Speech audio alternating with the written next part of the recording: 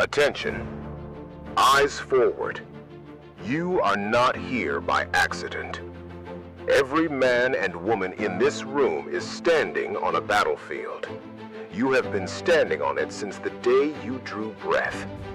The enemy does not take holidays, he does not negotiate, and he does not wait for you to feel ready. Fear is his primary weapon, distraction is his strategy, and retreat is what he expects from you. But you were not called to retreat, you were called to stand. Turn with me to 1 Samuel chapter 17. The armies of Israel are camped in the valley of Elah. Across from them, the Philistines. For 40 days, a giant named Goliath has stepped forward. 9 feet tall, bronze armor, a spear like a weaver's beam. And every morning and every evening, he issues the same challenge. Choose a man. Let him come down to me. If he kills me, we will be your servants.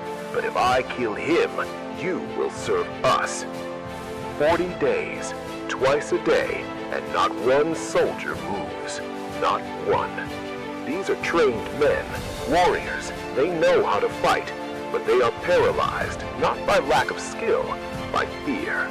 They are measuring the giant instead of remembering their God. Then a shepherd boy arrives. His name is David. He brings food for his brothers. He hears the insults. He sees the fear. And he asks a simple question. Who is this uncircumcised Philistine that he should defy the armies of the living God? Notice his focus, not on the size of the enemy, on the identity of his God. David volunteers. King Saul tries to dress him in armor. He removes it. He says, I cannot walk in these, for I have not tested them. He takes his staff, 5 smooth stones, a sling, and he walks toward the giant. Goliath mocks him, curses him by his gods. David does not flinch. He responds, You come against me with sword and spear and javelin, but I come against you in the name of the Lord Almighty, the God of the armies of Israel, whom you have defied. This day the Lord will deliver you into my hands. 1 stone, 1 shot, the giant falls. Let me be clear about something. David did not walk out there on impulse. This was not reckless bravery. This was trained faith. David had killed the lion. He had killed the bear. When they came for his father's sheep, he did not run. He stood, he fought, and God delivered him. That is preparation. That is discipline. David knew his God because he had walked with him in the quiet places, in the fields, in the long hours, in the moments no one else saw. The army of Israel had training, they had weapons, they had experience, but they had forgotten who they served. They measured their enemy and found themselves lacking. David measured his God and found the enemy irrelevant. That is the difference. Now I speak to you. You are facing giants. I do not know what they look like in your life. Illness, loss, doubt, addiction, shame, an impossible situation that mocks you every morning and every evening, and you have been standing still. Listen to me. Stand your ground. You were not brought to this valley to be humiliated.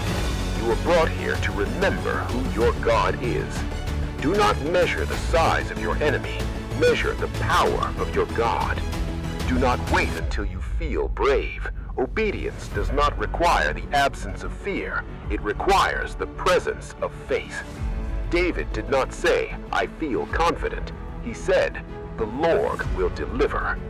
You do not need to know the outcome. You need to know your orders. Your orders are simple. Trust God. Obey His word. Take the next step. You do not need the armor of someone else. You do not need to fight the way the world fights. You need to walk in what God has given you in what He has already proven faithful to you in. Pick up your stone, face your giant, and speak the name of the Lord over it. The battle belongs to the Lord. It always has. It always will. but he calls you to step onto the field. So I am giving you a command. Do not retreat. Do not negotiate with fear. Stand in the authority of the living God. Move forward in obedience and trust Him with the outcome. He has never failed you. He will not start now. Now stand and fight the good fight of faith.